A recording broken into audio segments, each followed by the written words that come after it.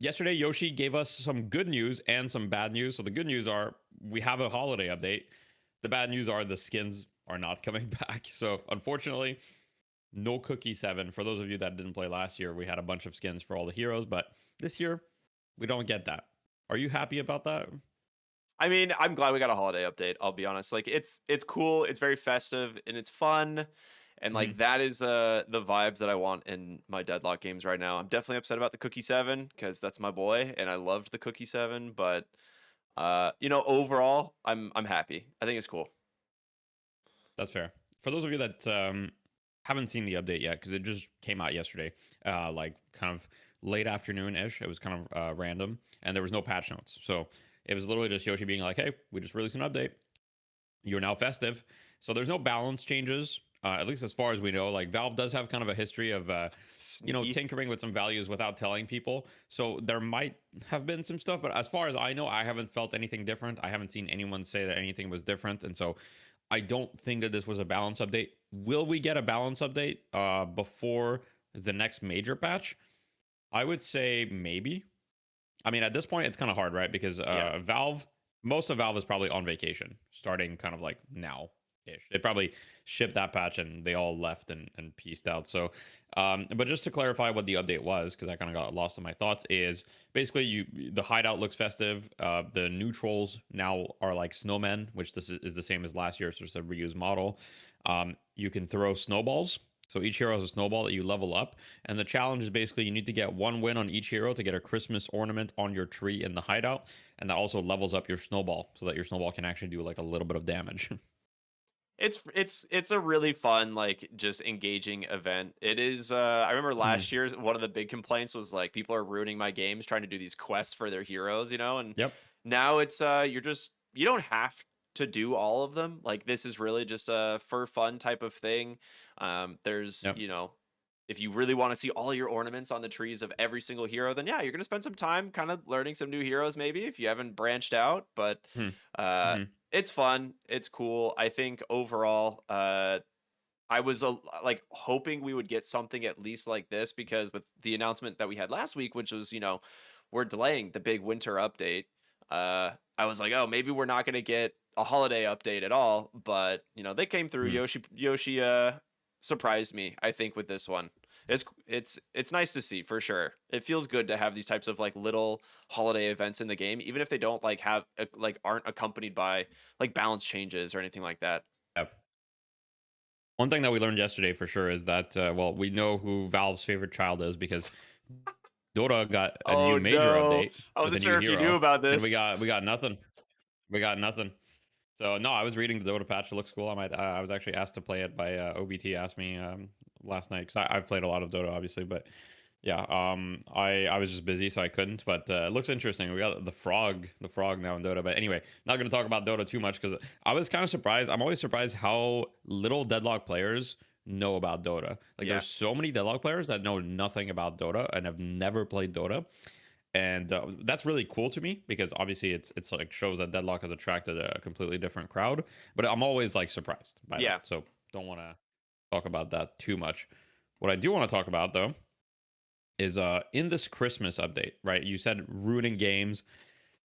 It's kind of still the same, and this is where Deadlock kind of has an issue with the fact that there's no truly competitive mode, but there's also no casual queue. It's kind of just one queue, Yeah. but there's rank associated to it, and so people are still going to ruin games with this challenge in the sense that, I mean, I'm ruining games. I'm going to be honest. Like, I'm just queuing whatever I want, and obviously I'm way better on Lash than, am I really like a top 40 player if I'm playing Abrams? Like, probably not, but I'm still playing it because at the end of the day, like, it's a game. We're supposed to have fun and we shouldn't care about that stuff. And the people who care, I mean, to be honest, like, you just gotta like relax a little bit. Like, I take Deadlock extremely seriously, like it's my job, but like, come on, like, it's okay if you lose a couple games because someone's playing a hero they've never played before. Let's just holiday cheer. Yeah. Like I know when I pull out Magician for the very first time, I'm not gonna win my Magician games trying to get this ornament. Well, you But might. I mean, I might. Maybe I get carried and then I can tip my boys and then I leave, and then we're good. I check them off and then I just Yeah, never play them again. But uh, yeah. it's yeah, it's gonna be kind of interesting trying to learn some of these heroes that I've been putting off for a little while. I've played Mhm. almost every hero, but there's a couple where I'm like, I read them, tried them out, and I'm like, not really my style yet, but we'll get there eventually. So if you're like me or anyone's like me, this is a perfect excuse to try and learn a hero and maybe ruin a couple games, but people will be understanding. It's the holidays, right? Surely. I mean, probably not. It is a MOBA, so people are not understanding kind of by default. It's funny because I just checked the leaderboards just like out of curiosity. I'm in game right now, and I just climbed the 3 leaderboard ranks without doing anything. So I'm pretty sure like it's just everybody's losing because they're all trying to complete the challenges. So that's really funny. But yeah, I mean, I guess message to everyone is just be understanding, right? Like we don't have an option between casual or ranked, and at least for this next week or two, a lot of people are going to be prioritizing the challenge over winning the games at all cost, and like playing their best heroes. So just be understanding and just have fun with it. Also take it as an opportunity to learn new heroes yourself. Now if you don't want to learn new heroes, that's okay, but one thing I will say is that this will remain available in your showcase for probably forever, right? So if you complete the challenge on every hero, it'll be visible in your profile. Whatever your profile looks like, we can imagine that you'll have like a fully customizable profile in the future, maybe just like Dota has. But you'll be able to showcase the fact that you completed this challenge, just like right now. If you look for the people that did last year's challenge, you can see which heroes you had it for. Yeah, it's nice. It's a little bit of a almost like bragging rights for the people who are here in the Yep. in the beginning, which people love. People love being able to be like, I was here actually in December of 2024, not 2025. Yep. But it's yeah. I mean, I think I'm gonna try and do as many as I can. We only have so much time, in a day, but uh, Yep. yeah. Props to Valve on this one. This is cool. I agree 100%.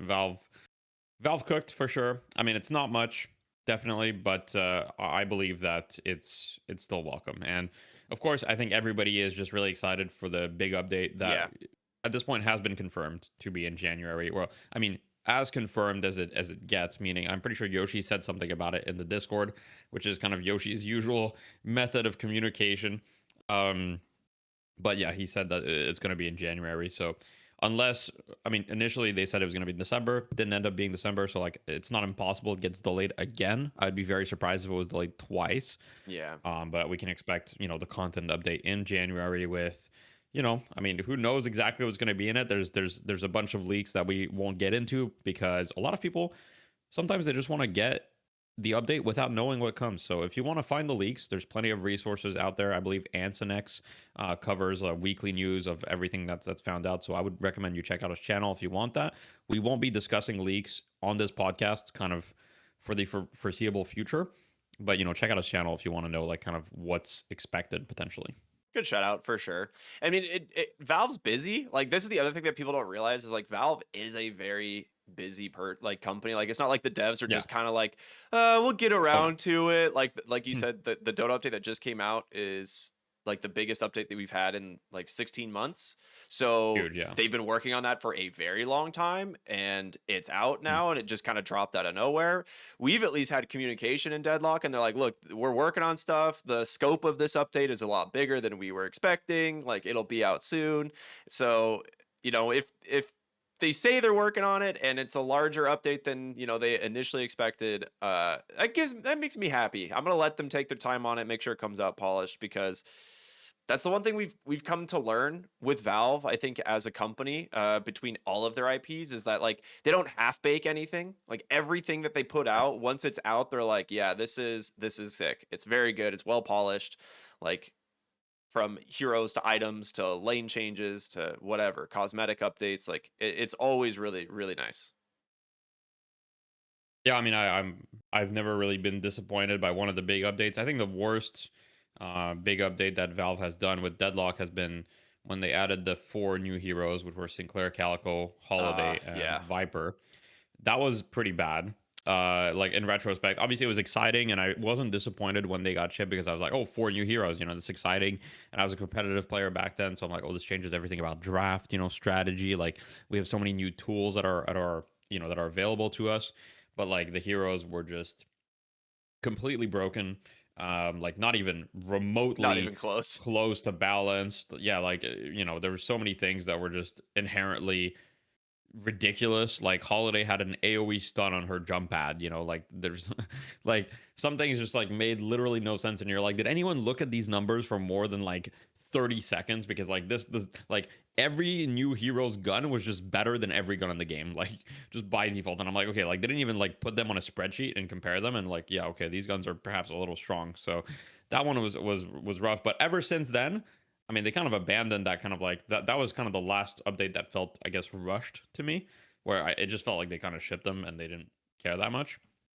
But I think after that update, they stopped treating it really like a play test Yeah. fully, and they started treating it more like a, hey, this is a live service game that we are kind of like a lot of people enjoy and a lot of people expect quality things.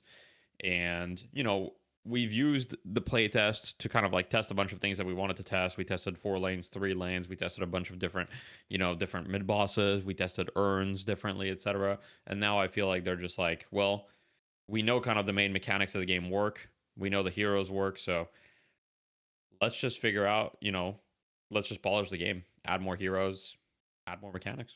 Yeah, I think that was the exact thing I was going to say is like it went from like playtest, like closed alpha playtest or something to essentially a closed live service game in a way, right? Like it's Yeah. still technically Hmm. not publicly available, but that was like the big moment where you're like, okay, everything that's Yep. coming out is polished. It's basically ready to go. Obviously, number tweaks here and there are still needed sometimes, Of but course. the if you look at those heroes that came out versus like the six we had, a couple months ago, it's like Yeah. night and day. Completely Oh yeah. unbelievable in terms of the quality of polish on all of the heroes.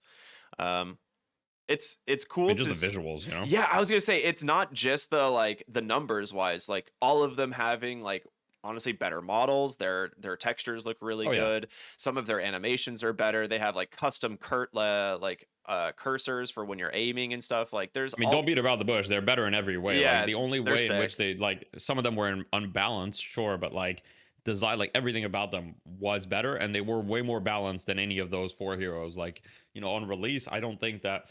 Yeah, some of them were broken for sure, but like as far as balance goes, it wasn't like, oh my god, all 6 of these heroes just like are so much more powerful. Yeah. Victor was the real kind of oopsie, and I think when he came out, they're like, "Wait a minute, all right, numbers a little bit too high," and they addressed it pretty quick. So not it wasn't Yeah. like he was terrorizing the game for a month or anything. Yeah, exactly. They're on top of it. Next week we'll talk about, so for everybody that doesn't know, well, welcome to the podcast. First of all, we don't really have an intro, we just get right into it. But next we have a weekly episode on Tuesdays, but next week we're going to cover, I believe, our 2026 wish list, which is things that we would want in this coming update perhaps, but also in future updates in Hmm. 2026. So I don't want to get into it too much more before moving on to our next topic. I just want to say the last thing, I believe, I want to talk about the collectible. So if you do the challenge, last year you got a snow globe in your hideout. This year you get kind of like a different themed snow globe type thing, which is apparently based on a cartoon. I saw a Reddit post that said it was based on like an old cartoon or something. I don't know the inspiration, but yeah, you get this little cosmetic thing, and all you need to have it in your hideout is you just need 1 win on any hero. So basically, everyone will get it unless there's a guy that just has like 0 wins in Deadlock. Unfortunate, maybe you just that might be a skill issue at that point, which unlucky, but it's Yeah, cool that they add the little collectibles to the fire mantles there. I think they're neat. yeah, Um, but yeah, we do have like a bunch of other topics we want to talk about while we're yeah. here today. So the first one being some of the community's most I would say, what would be the perfect word for this? The most like uh fervent complaints, or like the ones that we see the most I think often just in a Reddit way. complaints. I think Yeah. Reddit complaints just like sums it up. It's like I love Reddit, and Reddit loves complaining, and sometimes they have great points, sometimes not so much. And so this is kind of like a segment that was suggested by someone on my stream, and I thought it was a great idea because I think that sometimes Reddit is very on point about what is the problem, and sometimes they're just oh so wrong about the solution. Or like I mean, this is a very classic thing of like, people are good at identifying when there's an issue in the game, but they're bad at identifying exactly what the issue is and how to solve it. So, Yeah, I um, think I think this is a thing that bridges across games too, because this isn't like exclusively a Deadlock thing. Like you go to any of your like favorite games that you like to play, you go to the Reddit for any of them, and you're going to see half yeah, the posts are going to be people complaining about X, Y, and Z. And like you said, they're not always of correct on course. how they address it, but it is a good way to kind of get a kind of like a pulse on what is happening in the game. Yeah. No, definitely. And, I would not be shocked if the developers, like, I mean, if I was developing a game, I would be looking at the Reddit every once in a while. I don't think that they're balancing based on Reddit, but I would be surprised if they like completely ignored the Reddit. Like, I think people tend to forget that Valve developers are just like normal people. And so it's very likely they're watching Twitch streams, they're, browsing Reddit, like they're, browsing their forums, obviously, which that's probably where they take most of the actual feedback from. But I think that they're keeping a pulse on these things. And, a lot of the time, the things that Reddit complains about do end up being addressed most of the time. And, we've got a few things to address in this. I kind of wrote down 3 bullet points, which is talking about movement speed in the game and rotations in general, which we addressed a little bit last week. We talked about fleet foot, enduring speed, etc. So I want to touch a little bit more on that. Then touching on the carry meta that a lot of people feel It's that we're back. in right now, and I wouldn't say is incorrect. And then also like base sieging, like currently how the game ends, the second phase of the patron specifically, but just the base in general. And let's start with move speed. From Yeah. your perspective, like how do you feel about the move speed in the game right now? And why by move speed I mean not only items, but also teleporters, jump pads, stamina usage, just movement in general. So we touched on it a little bit last week. I think the game does feel very fast, and I'm okay with the game feeling fast in terms of movement. So I don't know if you want to like make people feel like they're sluggish, right? This is where the balance of move speed it becomes really difficult because it's like you have to make it balanced in the actual game, but you also don't want it to feel slow for the people playing it and kind of remove that. I like that we have the one teleporters like that they're just from the secret shops kind of. I do think those are in a good spot. I don't know if I really would want to add additional ones because they are good for getting across the map still, and I think utilizing them is important, but at the same time I don't think they're like broken per se as we saw in the previous ones like the behind the walker and the side lane one. But Hmm. I will say there is still kind of this there are certain heroes that are so fast that it does feel like their ability to get around the map and just like hit boxes or farm just like eclipses that of others, and I'm not really sure if how that is going to be addressed. Yeah, I think it could be addressed in a lot of different ways. So I guess what I'll do with this segment is I'll say which part that I agree with and which part that I disagree with Reddit. So Hmm. the general Reddit sentiment is that one, heroes are too fast, and like movement speed is like too good. In general, I do agree that heroes are a little bit too fast and movement speed is a little bit too good. There's especially any hero that abuses movement speed. So the ones that come to mind are Calico, Warden, Wraith, Seven, Sinclair. Basically, like because Wraith, Seven, and Sinclair have movement speed scaling on Spirit. Well, for Wraith, it's sprint speed. For Seven and Sinclair, it's actually movement speed. Just And the move only speed. reason why is because Sinclair's model was just Seven's model, and they never took away the movement speed scaling. Like Yeah. I don't even know if it's intended at this point. Like it's just that it was just they literally took Seven's model, they copy pasted it with all the same attributes, and that was Sinclair. And so Sinclair just has movement speed scaling on Spirit. Do they actually want that? I mean, they haven't removed it, so I guess they're fine with it. But that's why that happened. So I do agree that these heroes are problematic. And for example, Seven has been problematic for a long time because he's kind of always, hanging on a very fine edge where the moment that he becomes good, he just ignores a lot of fundamental mechanics of the game because since his movement speed scales with Spirit, he can basically ignore ammo because he can perma like slide. He can Yep. always be sliding in fights, and ammo is just like a completely irrelevant concept to Seven. Like you never need to build Titanic Mag on Seven, like ever. You don't need any form of ammo because once you get enough movement speed, which you just need to build Boundless Spirit for, really. If you have Boundless and Fleetfoot, you're never ever gonna need ammo because you can just perma slide in fights. So That's been kind of nerfed in the past a little bit, but I do think it's still problematic. And the other thing is that these heroes just move so fast in the jungle, right? Like these, Yeah. like Wraith and Seven especially, just go from camp to camp like insanely fast, and it's So I do agree with that. Where I disagree with Reddit to an extent is okay. So one thing that I've seen fairly often on Reddit is if you nerf movement in general, it is hurting heroes that don't have movement more, which is kind of true. I don't disagree with that part. What I do disagree is usually the conclusion that is like, okay, it's bad to nerf movement because it nerfs the heroes that don't have a lot of movement more. What I will say is that I think the game needs to be like heroes that have a lot of movement need to be balanced in some other way, right? So either you nerf those heroes' movement as nerfing overall movement to keep kind of like the relatives power balance in check, or you are like, okay, this hero has really high movement, but we're going to nerf just the overall power of this hero, and part of this hero's power will just be like incredible movement. For example, I think Calico, a lot of Calico's identity is being able to roam around the map very quickly. Yeah. She just needs to have power that makes sense, which I think right now I don't even think Calico is like super OP or anything. I think she's strong, but yeah.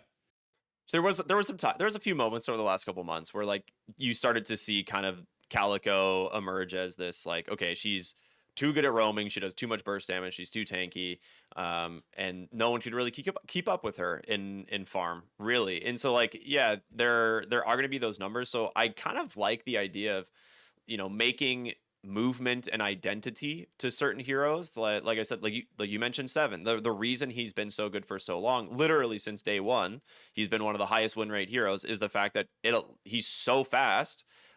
He just out farms people like always. He's always been that way. And nerfing other areas of his kit, they made him a extraordinarily weak laner for a long time, but he still manages to make it work. So I don't know. I'm curious if you feel like that's the best approach. Like, do you think like making movement and identity of the hero, or is it, uh, kind of a combination of multiple Yeah. factors? I think that it's okay for some heroes to have movement as an identity.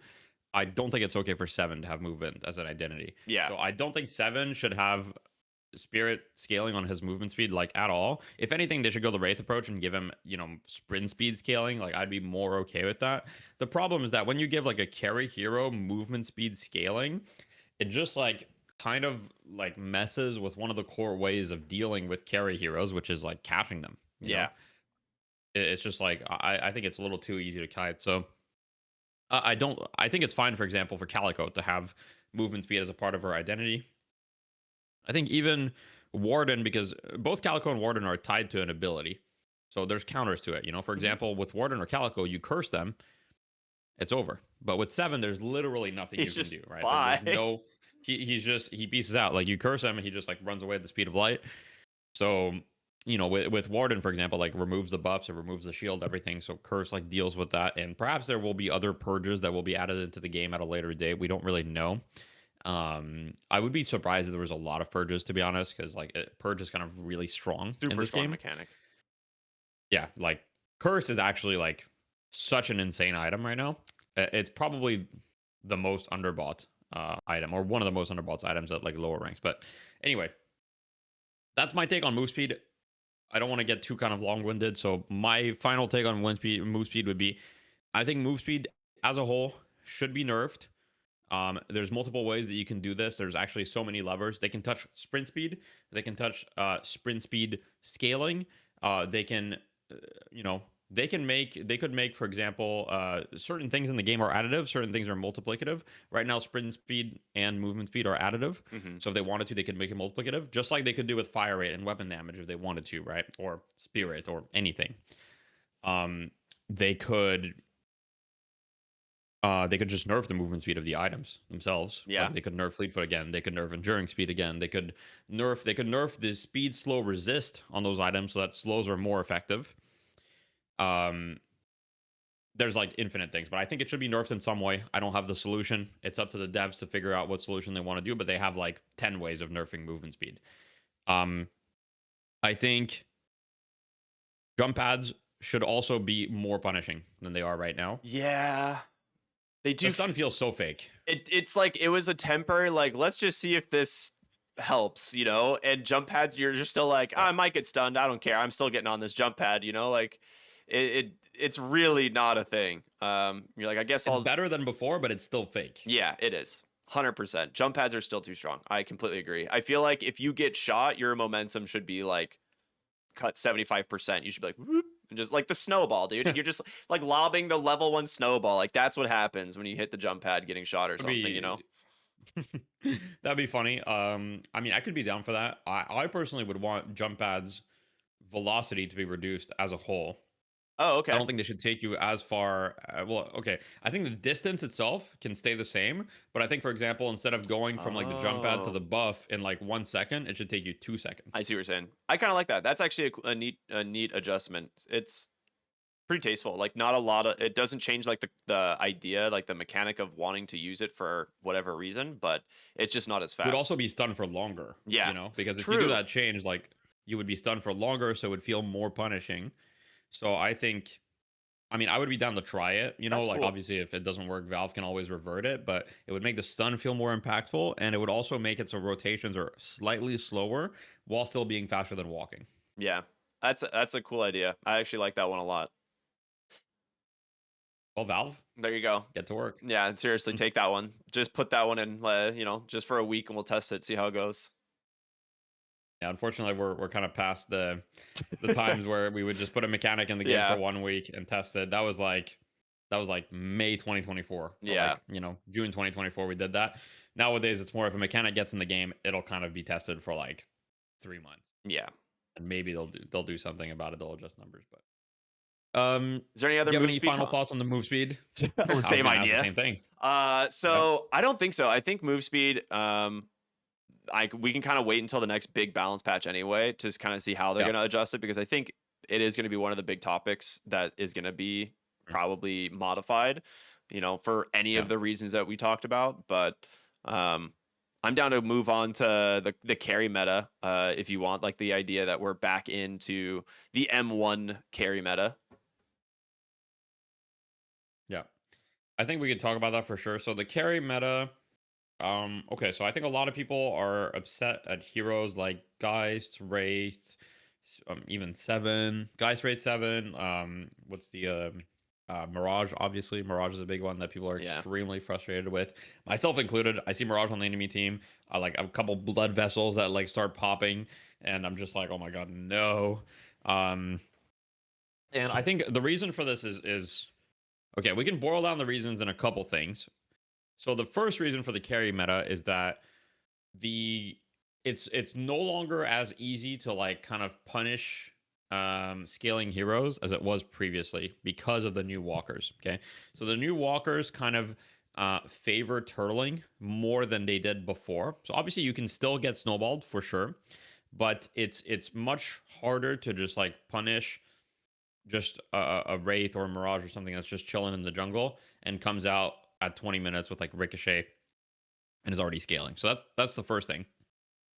The second thing is that um there's just so much there's so many souls on the map, it feels like, especially since they like buffed the amount of souls that Trooper gives and everything, that like if carries get a solo wave, as well as the fact that you can also feed carries right from minute one. We saw in the Death Slam Invitational, which is a tournament that I hosted this weekend, which we'll talk about later. But like, it's very common to just leave your carry like literally at like minute 4 or 5 and start roaming already. And your carry hero can just catch the waves and already start getting rich. I mean, we saw, I think Poshy Pop had like 12k net worth at like 6 minutes. I'm not even exaggerating.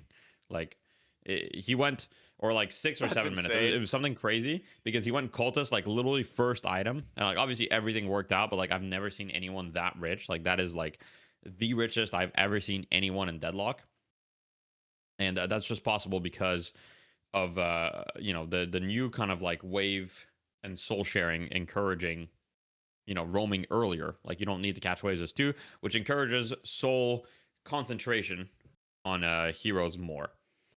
And then the last kind of problem, I guess, so to speak, is that a lot of these carries don't have simple counterplay that is easy to execute.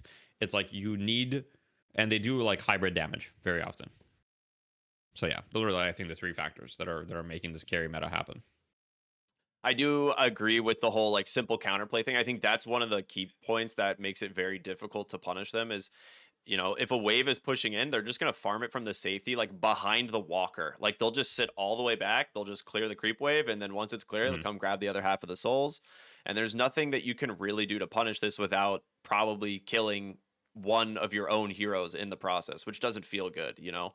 Like there's so many easy ways to just like safely farm without like you said, having some form of counterplay, and even itemizing for counterplay on some of these heroes is like can be difficult. Like you said, seven like mostly unaffected by like movement slow, so you really do need like a stun and like a hero to follow up said stun. So it can be a little frustrating for sure. Yeah. To talk about the counterplay aspect that you mentioned, and that I mentioned as well, one thing is, well, first of all, this farming safely thing was kind of touch because now you have to like actually get the soul orbs True. themselves. Like you have to kind of walk up. So, before like Ivy could throw like a kudzu just like across the map basically and get all the souls, unless you denied. And even if you denied, she'd still get the majority. Now you are sacrificing a decent amount if you don't grab the orbs. Um, so that has been touched a little bit. However, the thing about counterplay that I mean mostly is itemization. For example, you're dealing with a wraith. Okay, like what do you buy? Do you buy spirit resilience? Do you buy bullet resilience? Do you buy metal skin? Well, the answer is you don't buy any of those because none of those do anything. Because metal skin doesn't actually do anything against wraith because full auto goes through and cards as well. Spirit resilience, sure, it's going to mitigate some of the damage, but wraith does very hybrid damage, so she's still going to be hitting you with a lot of gun damage. Yep. Bullet resilience, well, she's doing a lot of spirit damage, so you're only mitigating about 40% of the damage, maybe. And so the only items that you have are movement items like Warpstone, fire rate slow items, which fire rate slows stack diminishingly, whereas fire rate itself is additive. So at some point, you can only slow a hero's fire rate by so much, whereas they can increase it by an infinite amount, really. And then on top, like really the best counter is just curse. Like curse is the only actual item that works. Like curse is great against Mirage, it's great against Wraith, etc. But guys, buy curse in your games. Not enough people are buying curse. Like stop buying like these disarming hex and these other items. Like these items kind of work, but like if you get debuff remover or if you get blood tribute and you stack debuff resistance, stacking debuff resistance is also OP is kind of the problem. It's really strong. Curse actually works because it removes all the buffs on the hero. So it removes full auto, for example. It removes surge of power, power surge from 7. Like it actually works. Yeah, I will say the last like 2 weeks, I have been like on my first 6400 buy. Almost every game has been curse on carries, like on actual like carries, like playing Gun Drifter. It's like I'm Mhm. just gonna running around my first 6400 item is curse, and you just like go kill their carry in a side lane because they're so Yeah. used to being able to just have a get out of jail free card, and you can actually catch them. So it's funny Yep. you mentioned that because I was like, maybe I'm onto something, but like, or it's just like maybe people are just bad in Ascendant still. But it's one of those things where it's like it really has felt like the only item that allows you to legitimately catch and kill certain heroes. Yeah, I think it's very, very underbought, like I said. So I think those are all the factors. Now, how do we get out of a carry meta? Well, I think first of all, we need to start incentivizing um like active play a little bit more. Like right now, active play is kind of incentivized, but with all the changes they made to kind of like kill the death ball meta, death ball is still there, but Hmm. it's nowhere near as prevalent. And it's kind of like the only reason that death ball is even happening at all right now is just because there's a kind of a lack of objectives between the 15 to 25-minute mark. It's not actually because it's that good to do, it's because sometimes there's just kind of nothing else to do. And you can't really stop the carry because going in those positions is just like a little risky and not that incentivized. Um, Also, the way unsecured souls work like makes it really like easy for the carry to never really drop big bags unless you actually catch them like farming centers. Yeah, Because it's really easy to just spend the unsecured souls a lot of the time. I think it's a good system. Perhaps we can look at it a little bit. I think cultist should only give unsecured souls. that's a really good change. I would 100% back that one. I feel like there's no reason that it doesn't. It's just too free Yeah, right now otherwise. Yeah, right now the bonus souls of it don't give unsecured souls, whereas the initial souls, so like the souls that you would get for killing the neutral normally, are unsecured, but the bonus ones you get Mhm. from cultist are not unsecured. So it seems a little weird to me. I think it should all be unsecured. Um, would at least help a little bit, but I think if you incentivize active play more, and you also like, I don't know, these heroes just need to have like a bigger, it's really, it's just difficult. I think it's literally just a meta shift, actually. I don't think there's anything inherently wrong with the heroes. I mean, I think movement speed scaling, if it gets diminished, will hurt those heroes, and so that'll be good. I think it's mostly systemic changes. I wouldn't actually nerf Wraith much. I think like maybe Wraith and Mirage and Geist all need small nerfs or whatever, but I don't think they're like, I don't think they need huge nerfs. I just think systemic changes need to happen to incentivize people to be active a little bit more, incentivize people to, go for those kills in the side lanes and punish those carries. Because right now I think it's just a little too free. Yeah, and I think that Valve like recognizes this like based on the soul change mechanics in general, right? Like they Yeah, don't want people to be able to just freely AFK farm.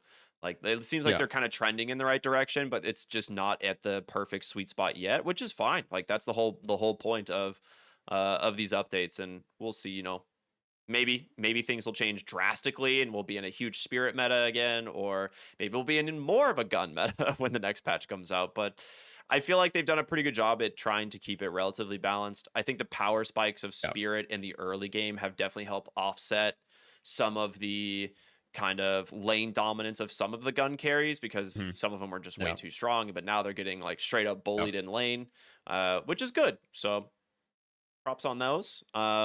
Is there any other like ideas you have on like carry, like on the carry meta that could help, or do you want to move on Yeah, I to mean, our? Oh, go ahead.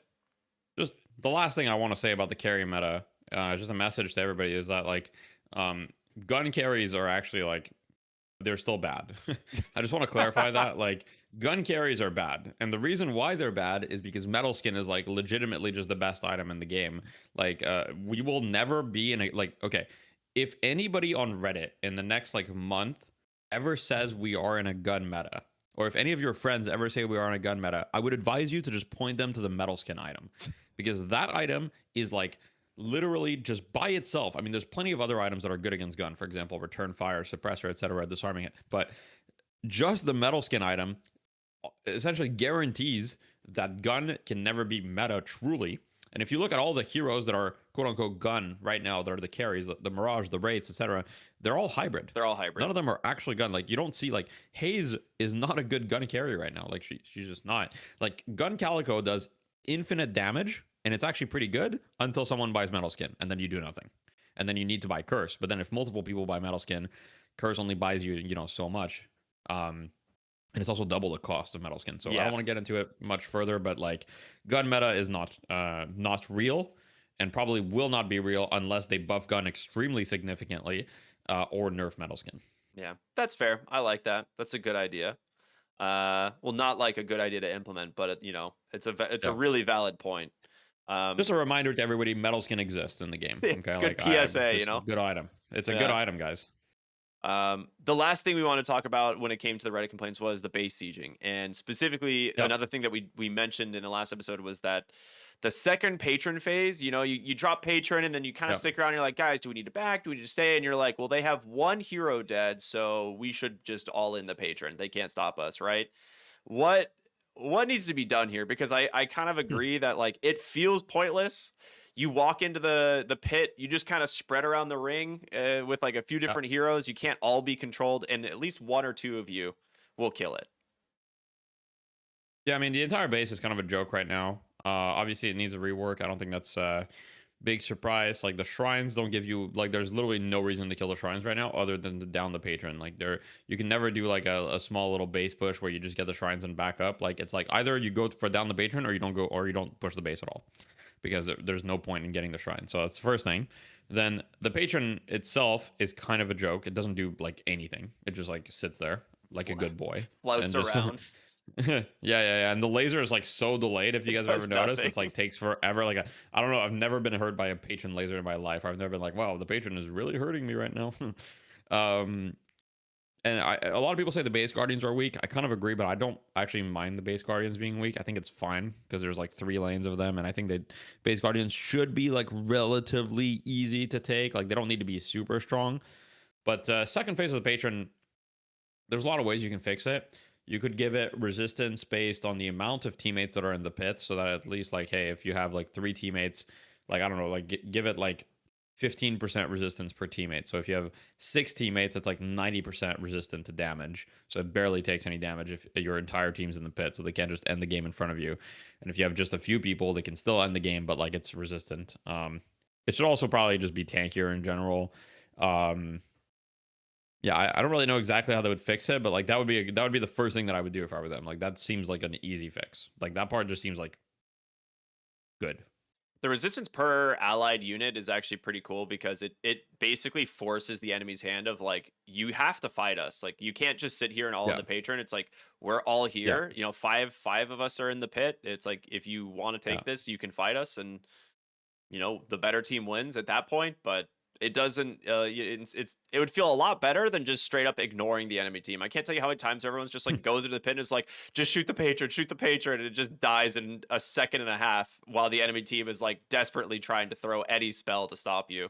So I like the resistance idea. That would be a pretty cool way to kind of force force a team to make an actual decision of fight or leave. Yeah, yeah. I agree 100%. Um, so yeah, I think with base, I think Reddit, and I've been complaining about the base for a while myself. Like I don't think the Deadlock games should last as long as Dota games do.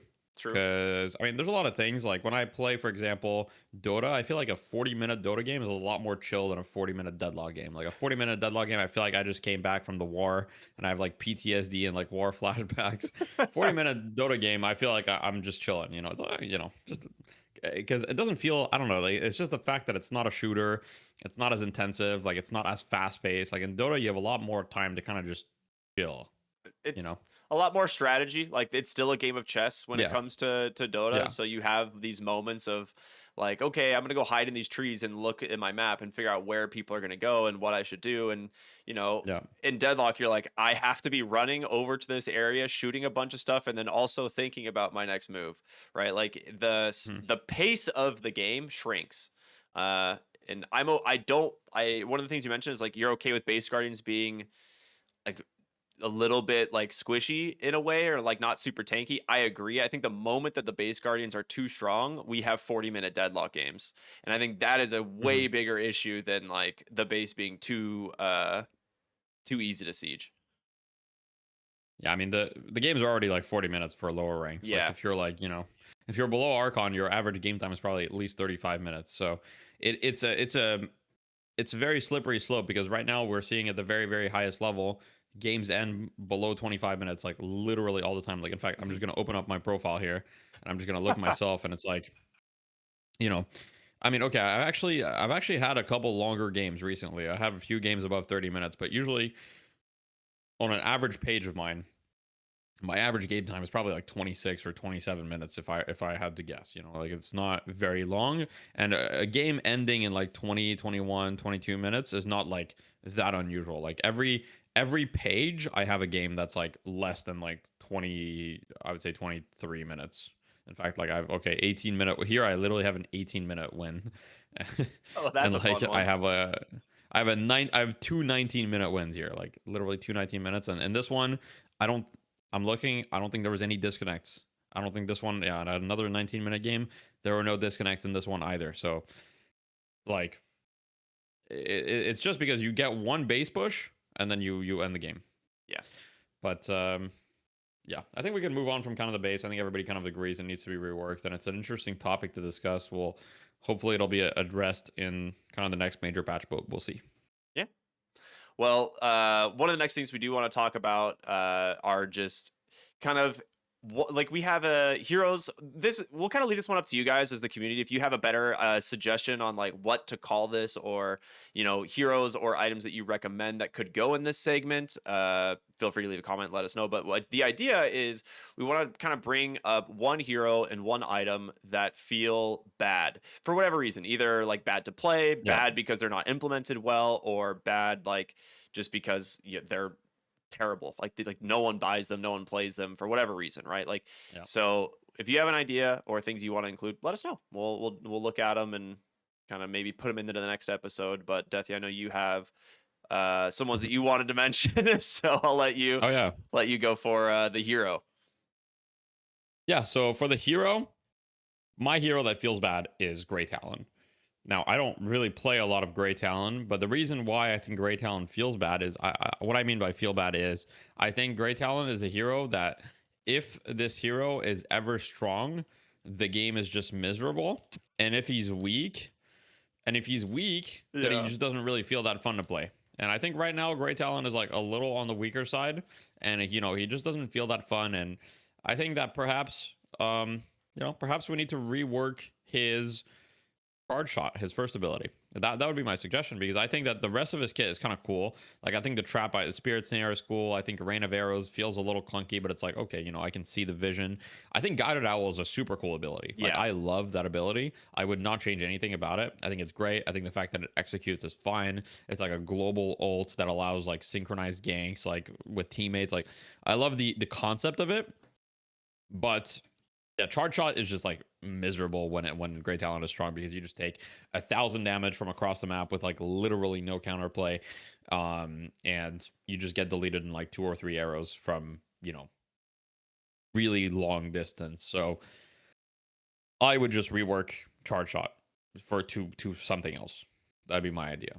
That's I actually it's funny you mentioned that, because the moment you said Grey Talon, it wasn't the one I had on my mind, but I knew exactly where you were going to go with it. And I feel like most people who have played Deadlock enough knew exactly where you're going to go with this. Like it really does feel super miserable to play against a Grey Talon when he's strong, even from the lane stage. You're like, "Oh cool, we're in lane." And then like he, especially like with, if Yeah. he was good right now, we would know, because at that 4.8k investment like buff, this hero would be an absolute terror on the game. The fact that he is, like you said, on the verge of being like not so good is what, probably how he slips under most people's radars. But yeah, this that first ability is something else.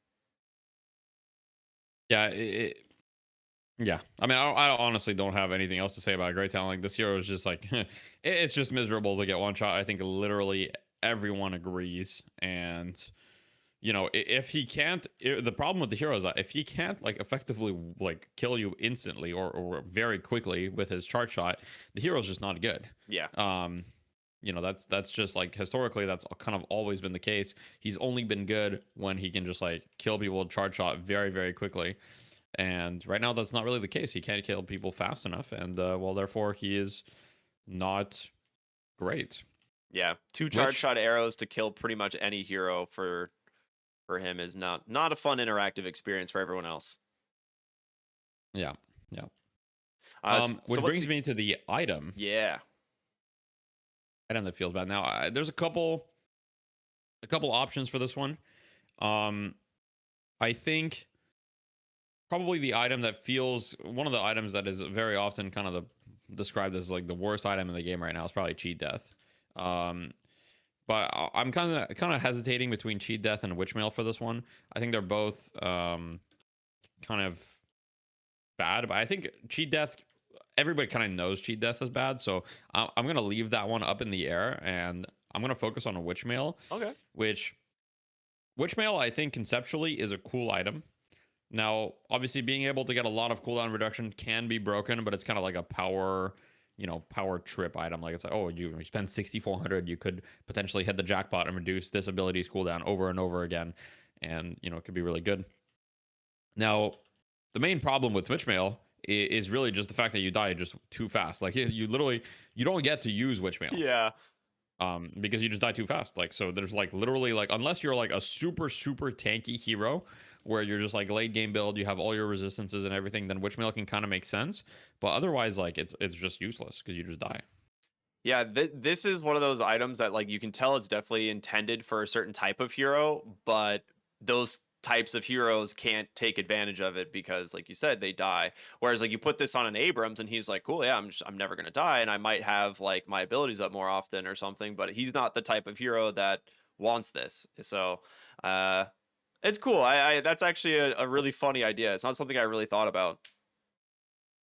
You know, even Abrams just dies, to be honest. Like, there's really no hero that doesn't die. Like, the problem right now is like every hero just dies. Like, there is truly like no actual tank in the game because of time to kill right now, and also because of the way that green items work. Now, we could talk about this for a long time, but you're always better off buying purple items or orange items than green, like especially as your first spikes, especially like early on. As the game goes on, you know, green kind of becomes better because it's a percentage Mhm. scaling, Yeah. but you can never really become tanky enough to actually like tank late game damage. Like it's not really a thing. Like you can't, you know, in Dota you can be like I don't know, like an underlord or something, and just have like Bunch of pipe and all auras. these and the vanguard and like you know you're pretty hard to kill. Like yeah, the morphling that's like full agi can kill you, but even then he probably won't kill you instantly. Or you know he'll have to work for it, even if he's like full build, six slotted and everything. In this game, if like you know you can be a tank and if there's just like a full build Mirage or a full build Wraith, unless you have literally like every counter item to them and you have plated and all these other things, you're just going to evaporate unless you've invested like 25k in green items to counter them. That yeah, that's the part where it's like you're just at a soul differential of like, well, the carry is gonna have like probably 10k on me because they're the carry, and I'm this like tank hero that had to build a bunch of survivability items, so my Yeah. farm is inherently worse, right? So, Yeah. yeah, that makes sense.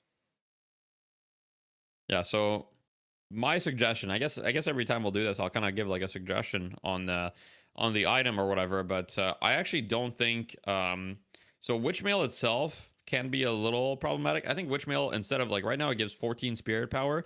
I don't really think it makes a lot of sense for the item to give spirit power, and instead it should give you health.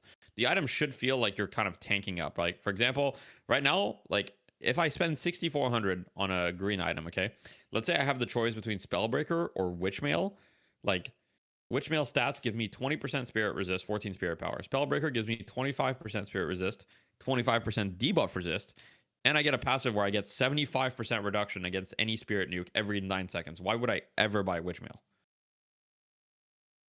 There, I mean, you would never buy Witchmail. That's the answer. I was like, I There's can't no think of reason. one. I always buy Spellbreaker. For the Exactly. Spellbreaker is just way better. So question, so real quick for people who maybe are, you know, audio listeners and aren't super familiar with Witchmail for obvious reasons because people don't buy it. Yep. What is the effect on Witchmail that like what does this do for people? Yeah, so the description reads as taking heavy hits of spirit damage from an enemy reduces a random ability cooldown. Now, you need to be taking at least 75 damage for it to trigger, and it reduces one of your abilities cooldowns by 4 seconds. And this proc has a 1 second internal cooldown. The best use cases, for example, just to give an example to illustrate for everyone, is like let's say Infernus is using Flame Dash on you. Okay, every tick of Flame Dash, if it's late game, is going to do more than 75 damage. And it's not an ability that ticks insanely fast, and so like you're going to basically be procking Witchmail off cooldown. And if you proc Witchmail, let's say 10 times, that means you're getting 40-second cooldown reduction total over 10 seconds, which is obviously like an insane amount of cooldown reduction. Let's make that clear. Now it Yeah. reduces a random ability's cooldown. The ability needs to be on cooldown though, so it won't be wasted on an ability that's like you know up already. But that's you know the idea is cool. It Like the is. idea is cool. Yeah, I agree. I think the idea is really sick. We'll see what can be done about it. You know, uh there's easy adjustments that can be made. I think the recommendation you have where it's like just make the person actually tankier makes a lot of sense to me. So we'll see what they end up doing. But we have one more topic we want to talk about, and you kind of talked a little like Mhm. mentioned it earlier, as we typically do. The Death Slam Yeah, Invitational, man. Congratulations. It was yeah. such a sick Thank you. event. Thank you. Yeah. So, for those of you that aren't aware, this weekend we had a tournament called the Death Slam Invitational, which is hosted by Death Slam Events. I'm a co-founder, etc. Um, and it was a pro level tournament. So we had the qualifiers last week, and then there was 4 teams that were invited, 4 teams that qualified through the qualifiers, and it was a North American tournament. But I didn't region lock it, meaning that technically any region could participate. So it wasn't limited to North America. Now, the servers were in North America though, so if you were from another region, you would need to play on North American servers, which is obviously a massive disadvantage, and would kind of dissuade anyone. But there's still a decent amount of European teams that signed up, including Abraham's, the number 1 European team. And I ended up just giving them a direct invite, and we had kind of like the whole event this weekend, which was a 8-team bracket, double elimination, best of threes all the way until grand finals, and the grand finals was a best of 5, all for $5,000. And I'm not going to give any spoilers as far as like results. I would highly recommend you check the VODs. They're on my YouTube channel, on Deathy YouTube channel. They're also on Twitch as well. But what I will say is that it's probably, well, okay, I'm biased, but I think it's the most entertaining Deadlock tournament we've had yet, simply because it's the tournament that had the most like game threes. Like it felt like, I mean, let me just check the challenge bracket, but it felt like we literally had a game three just like, okay, let me see. So out of all the series, we had 1, 2, 3, 4, 5, 6. We had 6 series that went to game three. That's hype. That's That's a pretty lot. good. Yeah. Like in a world where 2-0s are pretty common, even in most esports, not just in Deadlock, Yeah. like 2-0s are just a common thing in esports, and best of threes. Like a 2-0 is much more common than a 2-1, just because that's just how, things go. Like one team is often better than the other team. It's rare that you have like a perfectly even match. We had a lot of really, really intense series with really close results, and the final results may surprise you of this tournament. So I would really recommend you check it out. But it's the last major tournament of the year for Deadlock. So, hopefully in 2026 we're able to host some other stuff. It's a good way to finish off the year for anyone who is a Deadlock fan. I know I didn't get to watch all of it. I did watch a handful of the series, watch the finals. It was sick. The quality of the games was amazing, which, it really kind of, makes me feel like maybe the patch isn't like the patch is actually pretty good currently. I think there's a lot of things that can still be improved, like we've talked about, but it's cool to see that the quality of the game wasn't like impacted by a really bad patch or something. And I like Hmm. think that led to some exciting series. Yeah. I don't think the current patch is that bad. Obviously, it has problems, but I think overall, I mean, I'm having fun. Oh yeah. Really, the thing that makes it the least fun for me in the current patch is just kind of like it does feel pretty carry dependent. Like, as Yeah. in you do have more agency if you're just on a hero that farms this patch, I feel, than if you're not. Um, but overall, I mean, I think it's still a fun patch. Oh yeah. I agree. It has been, and we'll see what the future major patch is gonna be like. I know for you and the rest of the guys at Death Slam events, it's gonna be a break, right, for the holidays. So I think all of the leagues and everything are going on a short hiatus. Is that right?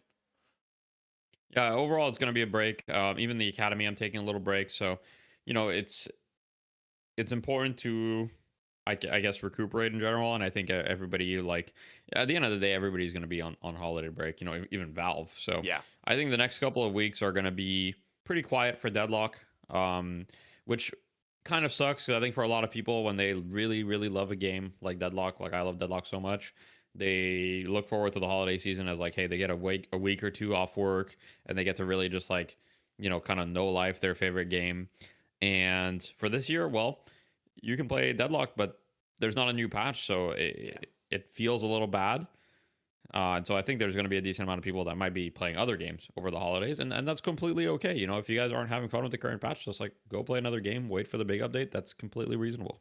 Dude, 2025 was like one of the best game. They're one of the best years for games in general. Like there's Yeah. tons of good stuff out there to try it Mhm. that you'll enjoy if you're not a fan of whatever patch, or if you've been playing too much and you like need to take a break. Totally fine.